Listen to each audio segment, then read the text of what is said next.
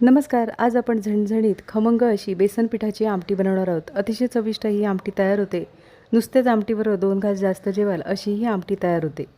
बनवायला तर एकदम सोपी, खायला तितकीच अतिशय चविष्ट ही आमटी तयार होते. बेसन पिठाची आमटी बनवण्यासाठी इथे आपण एक वाटण तयार करून घेणार आहोत.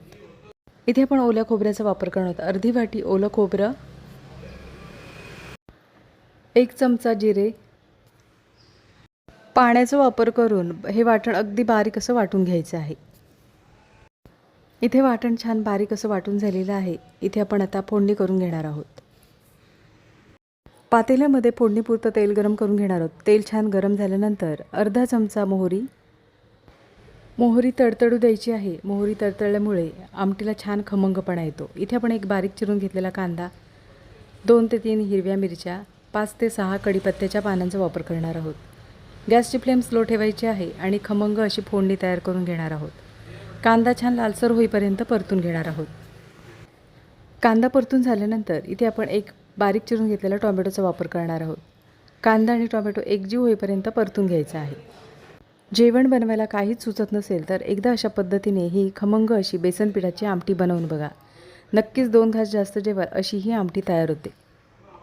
कांदा आणि टोमॅटो एकजीव झाल्यानंतर इथे आपण 1 चमचा आलं लसूण पेस्टचा वापर करणार आहोत. एकाच मिनिटभर आपण आलं लसूण पेस्ट परतून घेणार आहोत.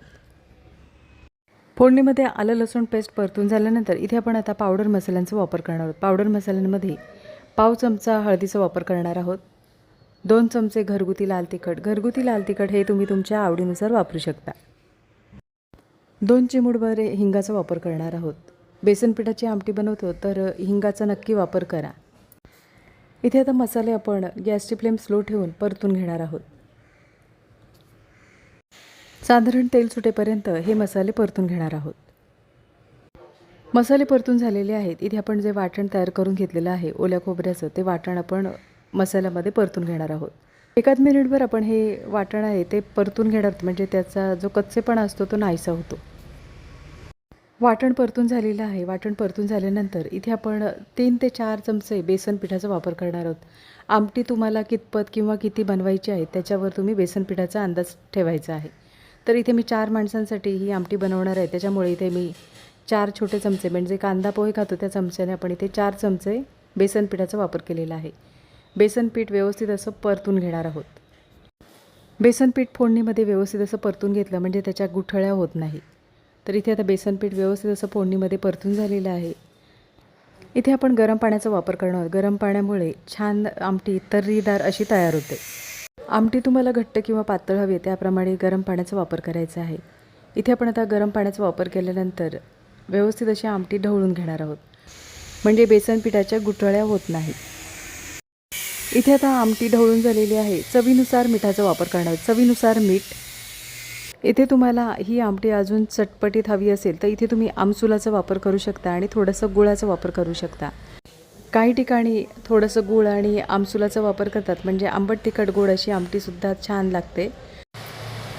आमच्या घरात अशा पद्धतीने आमटी आवडते, त्याच्यामुळे मी इथे आमसुलाचा आणि गुळाचा वापर न करता ही आमटी फक्त टोमॅटोचा वापर करून बनवलेली आहे.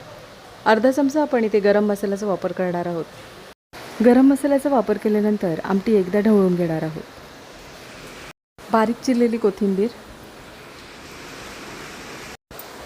इथे आपण आता आमटीला 2 ते 3 मिनिटांसाठी उकळ येऊ द्यायची आहे.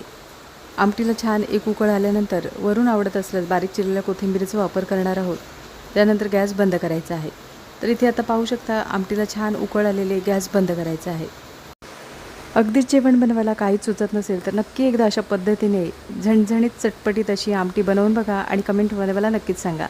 आजची रेसिपी आवडली असेल आणि चॅनलवर नवीन असलात तर चॅनलला सबस्क्राईब करा आणि व्हिडिओ आवडला असेल तर लाईक शेअर करा. पुन्हा भेटू अशाच चमचमीत नवीन रेसिपीमध्ये.